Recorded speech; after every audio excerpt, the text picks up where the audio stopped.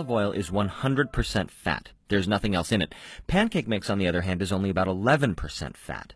And yet, olive oil is good for you, and pancake mix is not. Why is that? As it turns out, the amount of fat we eat doesn't impact our weight or our cholesterol or our risk of heart disease nearly as much as what kind of fat we eat. But let's back up. What is fat?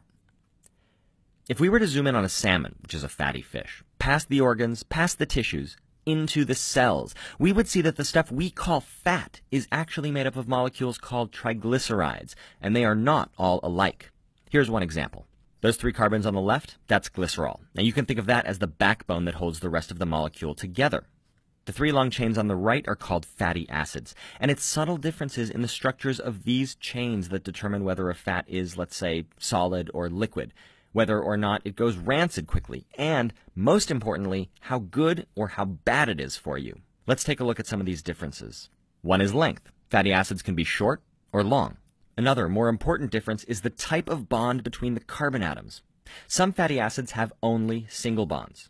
Others have both single and double bonds. Fatty acids with only single bonds are called saturated, and those with one or more double bonds are called unsaturated.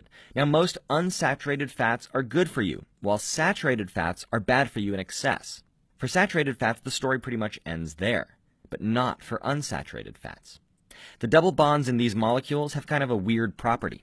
They're rigid. So that means that there are 2 ways to arrange every double bond. The first is like this, where both hydrogens are on the same side and both carbons are on the same side. The second way is like this. Now the hydrogens and carbons are on opposite sides of the double bond. Now, even though both of these molecules are made up of exactly the same building blocks, they are 2 completely different substances, and they behave completely differently inside of us. The configuration on the left is called cis, which you've probably never heard of. The one on the right is called trans, and you probably have heard of trans fats before. They don't go rancid, they're more stable during deep frying, and they can change the texture of foods in ways that other fats just can't. They're also terrible for your health, by far worse than saturated fat, even though technically they're a type of unsaturated fat. Now, I know that seems crazy, but your body doesn't care what a molecule looks like on paper. All that matters is the 3D shape, where the molecule fits, where it doesn't, and what pathways it interferes with. So how do you know if a food has trans fat in it? Well, the only sure way to know is if you see the words partially hydrogenated in the ingredients list. Don't let nutrition labels or advertising fool you.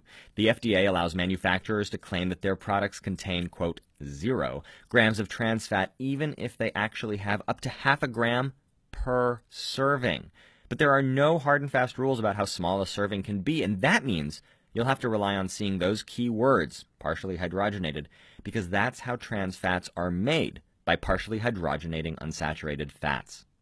So let's go back to our olive oil and pancake mix from before. Olive oil is 100% fat. Pancake mix is only 11% fat. But olive oil is mostly unsaturated fat, and it has no trans fat at all. On the other hand, more than half the fat in pancake mix is either saturated or trans fat.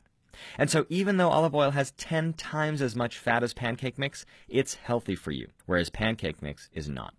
Now, I'm not trying to pick on pancake mix. There are lots of foods with this type of fat profile.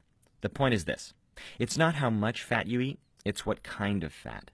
And what makes a particular fat healthy or unhealthy is its shape.